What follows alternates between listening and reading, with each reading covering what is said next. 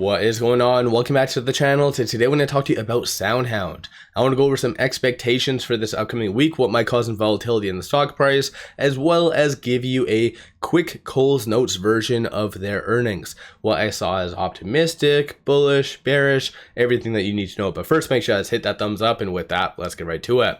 So SoundHound did go down 7.8% on Friday, 892 the low, 994 the high. So SoundHound pre-market and during kind of the first part right here did really move up because I felt their earnings, a lot of the negatives could be explained. Their future guidance was very vague and somewhat neutral, but definitely not bearish. So this pullback right here was largely unexpected, but it kind of did piggyback off of the broader market. So you had the market pull back during this time frame because of China-US kind of negotiations and some fears that it might not go through. So you kind of just had some negative volatility in the market, but SoundHound didn't really recover since then. So big money wasn't really lining up to buy the SoundHound dip, unfortunately, and that's apparent based on the secondary market, a lot of the transactions. So rather unfortunate, but I'm going to go over a lot of the data points, but some expectations for this upcoming week, like I said,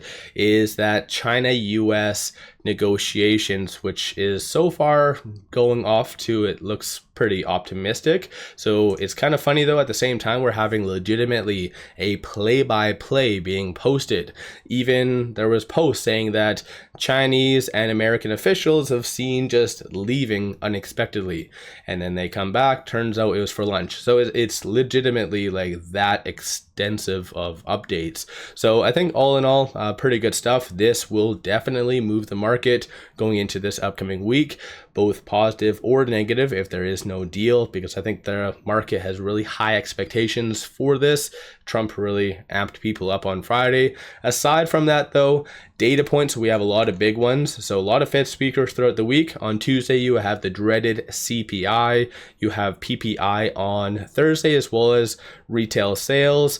And then you do have on Friday, building permits starts, and then the dreaded Michigan consumer sentiment. And over the last 5 occurrences and 5 reports, 4 of them have been negative, prompting the market to really pull back. So again, something to kind of keep in mind. So just a lot of volatility, but the market for SoundHound's case is also going to be digesting some new analyst ratings, which were all posted after hours on Friday. So meaning going into this upcoming week, you're going to have the market really digesting these, which somewhat neutral, somewhat bullish, somewhat bearish. So getting right to it, you do have Glenn, who has a 50% success rating with 𝗪𝗪𝗧𝗪, $9 hold rating. You also had Gil, who has a 54% success rating with D.A. Davidson, a $10 buy. I do believe that did go down slightly from 12, but Cantor Fitzgerald, Thomas, who has a 52% success rating, did give a 850 price target. That is down from 9. And then you did have Daniel Ives, Wedbush, who has a 48% success rating, did give a $15 price target. And that is lower from 22, I do believe. So at the end of the day, somewhat still bullish given where SoundHound is at $9, but definitely in comparison to what it once was, a little bit on the bearish side. So it is what it is. That's kind of the nature of the game, but Daniel Ives is still paying attention to it, and he does really like it because even prior to the earnings, he posted this. So stocks that he intends on still remaining bullish on, and that's what he mentions right here, that are multi-year AI revolutionary kind of investments. So he does have these stocks as the top 30 tech plays, and yours truly is there. So SoundHound. So even though he did lower his rating, he still does feel fairly optimistic and bullish on it. So again, it is what it is. So the market will be somewhat digesting that. And most likely there might be just one other new rating that comes out this week, but this is pretty much it. When it comes to their earnings, just to give you a quick overview, they did come in line for the earnings per share. The gap did significantly go higher, but that's explainable from their last earnings, which was very negative. I believe they kind of indicated it was part of that change in acquisition liabilities, if I remember correctly. So I think this is somewhat being skewed, artificially skewed.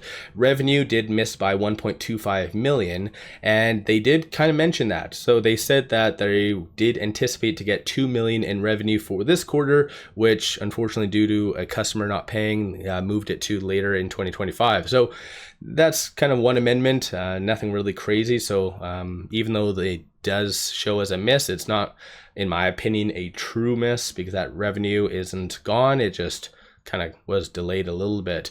One thing that is somewhat gray though, so once we go over here, you can kind of see currently for 2025 in its entirety, you have 132.24 million for the low, and this is based on 7 analysts, and a high end of 170.02 million.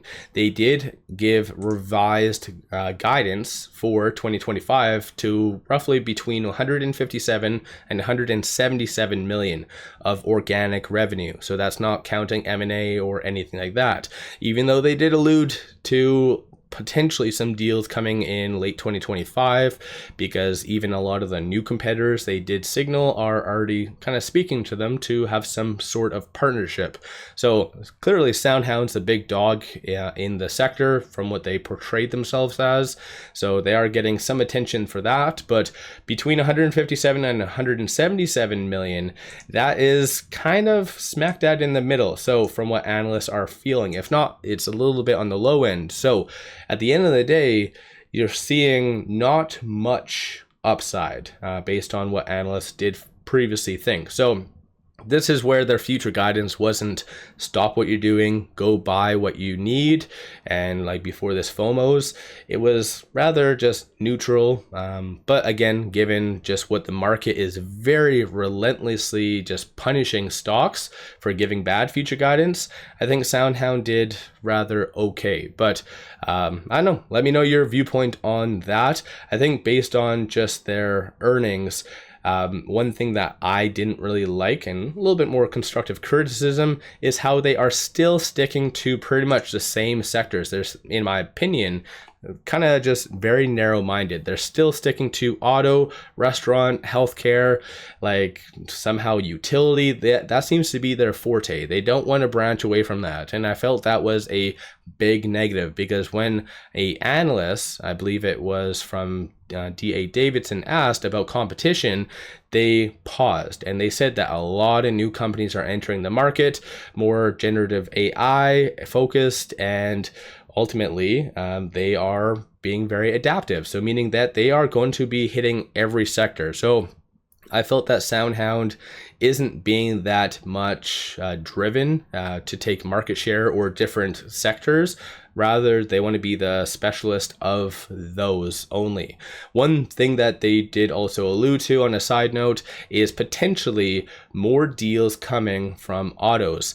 And I think that is linked to Tencent, because throughout the earnings, they actually called it 𝗖𝗧. So they're gaining a lot of good traction with 𝗖𝗧. And so at the end of the day, as far as I'm aware, one big connection that obviously could come is Toyota, right? So Toyota could be seen as the 𝗖𝗧, and that would be linking through Tencent. Tencent, Toyota, huge partnership. So that might be coming down the pipeline. They didn't really give too much specifics on that, but still, we'll just have to wait and see. So I think all in all, their earnings was relatively just neutral overall. So let me know your viewpoint on that in the comments below. As far as shorts, they did return 6.11 million shares on Friday. So like I said, there was just a overwhelming amount of institutions selling, and I think that was because of the whole China-US type of deal, but maybe there was some red flag from the SoundHound's earnings that they did not legitimately like for maybe whatever reason. If so, if there's something I'm missing on a negative or on a positive side note, let me know in the comments below. But definitely shorts returning. That does, in my opinion, feel that the pullback on Friday wasn't really justified. But 31.51% of the free float is being shorted. Works out to be 115 million shares overall are being shorted, with it closing right below $9. Going over to the options, that does mean that the $9 and above strike prices are all kind of worthless. That's the downside of options. But so you won't see any push higher from like a gamma squeeze or in the money options from last week. Even looking forward to this week, you have 4,000 at that 9, 5,000 at the 10. That's pretty much the only strong walls. So not really much resistance might come from that. So again, that is why maybe shorts as well did return a lot on Friday, because they don't need to manipulate. They don't need to do all that stuff. So I think overall, SoundHound, the upside versus down, is definitely in favor of more upside, but I think it is all going to depend on those macro data points, such as I mentioned, and plus the negotiations with China. But with it closing at 898 on Friday, trading between these 2 points, so this R1 and the pivot. So 859 is going to be a strong support. 991 is going to be the next strong target / resistance. So on the actual chart, so I did actually get 300 shares. So I did sell a $9 put, as I mentioned, as well as a 8 and 850, but with it closing right below that $9 price on Friday, that does mean that my 3 options, so I have 300 more shares of SoundHound, so pretty good for that. Looking on the actual chart though, it is right now exactly on that 50-day moving average. So that 50-day moving average is 899. So again, that's going to be another element that is a big deal for SoundHound. So if it does break below that, then anticipate a retest potentially of that kind of low 8s, unfortunately, or even that 850, which is based on the fib levels. So just watch for a lot of those key levels. If there is a nice recovery, then 921 is going to be that 200-day moving average, which is right here. So it most likely is going to be wedge bound between those 2 points. So let me know your thoughts on SoundHound in the comments below. Are you buying? Are you selling? What was your kind of thoughts of their earnings? So I think overall, you will have a lot of volatility, and potentially it might actually bounce off of this pivot point of 859, but I feel by this end of this week, it will be closing between this R1 and the pivot, more oriented towards kind of the higher end there. So I don't see a good crazy, hey, you need to buy the dip with SoundHound and push it to that $10, $12, $13 range. I think that will come once we have more macro certainty, if that kind of makes sense. But I think their earnings was just neutral, and honestly, nothing wrong with that. It's better to be neutral than overwhelmingly negative, which in some cases SoundHound has been. So let me know your viewpoint. Don't forget to hit that thumbs up and subscribe. I always greatly appreciate that. One final thing, pop over to my Patreon if you are looking for buy signals on stocks, options, crypto. Many of them have been absolutely on point, so definitely worthwhile to pop over there and take a look. With all that, appreciate all of you watching.